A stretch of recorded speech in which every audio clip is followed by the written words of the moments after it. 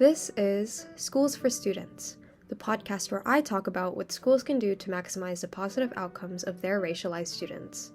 I'm your host Mel, and today's topic is Schools for Mental Health. For this week's episode, I have to thank my sociology professor for leading me to a book called Seven Fallen Feathers, written by Tanya Talaga, which inspired this week's episode. Particularly as a psychology major, hearing the stories of Indigenous students who didn't have accessible mental health care and seeing the devastating educational and personal struggles the students went through made me begin to question the mental health care low-income racialized students receive, or more so don't receive, and how that impacts their education. Eventually, I realized that considering the generational and ongoing traumas low-income racialized students have to go through, schools, which exist to educate and nurture students, should start prioritizing the mental well-being of their students by providing professional, culturally competent mental health services on school grounds. For my fellow students, as well as teachers and parents, if you're listening, don't worry, I'm not here to leave you with just a vague suggestion. Rather, the components of the changes I'm putting forward include 1. Establishing professional counseling departments in elementary, middle, and high schools. 2. Having multiple mental health professionals on school grounds multiple days of the week. And 3. Having culturally competent therapists to do the work. I will be going into depth about each of these points, but before that, I want to briefly discuss the struggles low-income racialized students have to face in terms of mental health and its relationship with schooling outcomes. A longitudinal study done in 2019 on Indigenous kids in Australia showed that whether the kids were experiencing direct or indirect racism, experiencing racism flat out was positively associated with poor and negative mental health outcomes later in life. Which means later in life these kids were experiencing things like anxiety, depression, suicide risk, and low self-esteem. Despite this study's findings only dealing with Indigenous kids, its authors were really quick to flag other studies that have shown that other groups of racialized kids go through the exact same thing or have to go through the exact same thing. Did you know, unfortunately, many racialized students also have to combat generational trauma due to the traumas their ancestors had to experience under severely racist systems.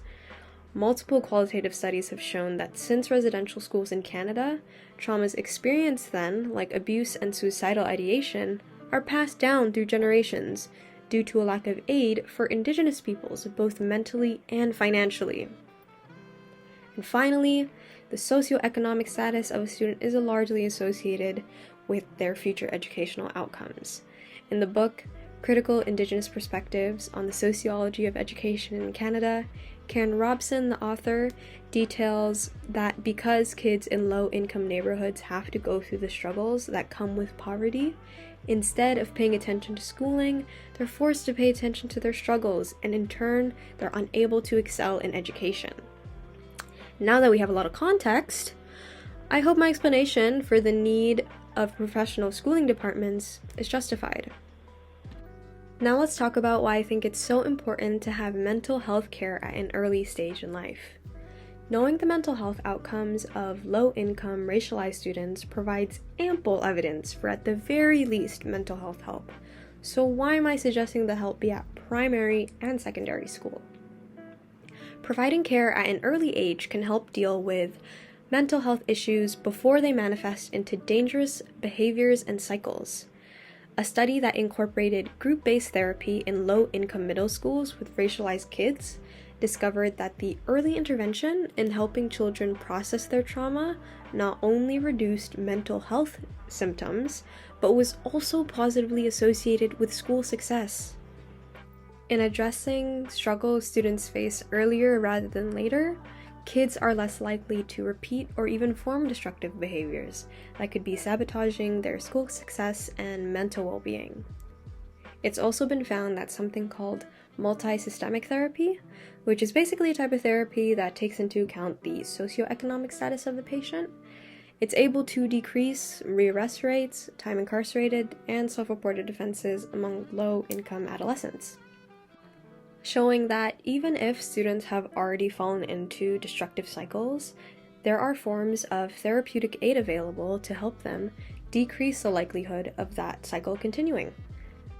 These studies are able to show that there are multiple types of mental health help and interventions that help process trauma, which have direct associations with better schooling outcomes when followed through. But the thing about therapeutic help is it's not a one-time thing, which is why I think it's also crucial that there be multiple therapists on school grounds multiple days a week. Students spend most of their day at school. In some cases, especially for Indigenous students, going to school means they're miles away from their families and support systems, and they're thrown into new environments. Knowing that kids spend a lot of time at school, having multiple therapists there, ready to talk to kids, will help them actually seek out the help they need, since communal mental health services are less sought out by students. It's also been found that the care the students do seek outside of school is usually cut short, or their treatments aren't completed. And so having therapists at school aren't going anywhere can motivate students to go to therapy and commit to the care they're getting. So accessible therapy departments at school can, in a sense, be a safety blanket for students to fall on when they're in need of mental health support. Moving on to the next point, who the care is coming from can really impact the quality of care, especially when it's coming from someone who's able to understand and sympathize with generational trauma and trauma in general that just deals with class and race. It's important to note that I'm not saying that the therapist has to share the exact same background as the client in order to help them, but what I am suggesting is that therapists be culturally competent so that the care they do end up giving acknowledges the socioeconomic issues that their client may be dealing with. A study done by Dr. Earlt and his colleagues defined cultural competence as having 3 components. 1, acknowledging and understanding the group and its history. 2, being aware of one's belief, biases, and attitudes. And 3, embodying sufficient skills to provide culturally sensitive intervention and assessment. The authors go on to say that the past studies that have implemented cultural competency into therapists' aid showed that their clients have better experiences in therapy, along with better client engagement, retention, and outcomes. Further, having therapists with specific cultural understandings may aid in bridging the gap between educators and caregivers to maximize the learning outcomes for the students they're helping, especially considering the fact that school is an agent of socialization. If students are having a hard time adjusting to the new environment, or other stressors, like I mentioned earlier, trauma, racism, are inhibiting the learning of social skills, which is what socialization is, teachers can rest safe knowing that they also have therapists on campus to help students, just from a psychological standpoint. Therapists can also help caregivers understand how to best help their kids at home to adjust to the school environment as well. So essentially, therapists, when trained in psychological development and cultural competence, can help low-income racialized students by fostering that collaborative environment between educator and caregiver so that the student is able to get community support and then succeed in their academics as much as they can. But having readily available, culturally competent therapists on school grounds cannot be done without proper funding and resources being allocated to low-income educational systems. I know what I'm suggesting is not easy. Trust me, I know. It's really not that easy, as a large amount of monetary resources would have to be allocated to educational systems and psychiatric departments for this to be achieved. But care this crucial shouldn't be cherry-picked and given to some kids, or kids of families who can afford it. So to end this podcast off, I would encourage you all, if you have the resources to do so, to reach out to your ministers of education, deans, school boards, and whoever else you see fit to advocate for better mental health services. on your school grounds through funding of professional counseling departments. And I hope some of my points inspired some changes you can be putting forward in your conversations.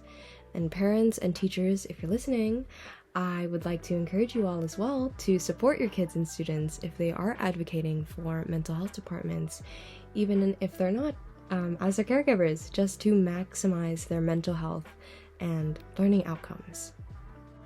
And this was today's podcast, y'all. I hope you enjoyed it. First one done.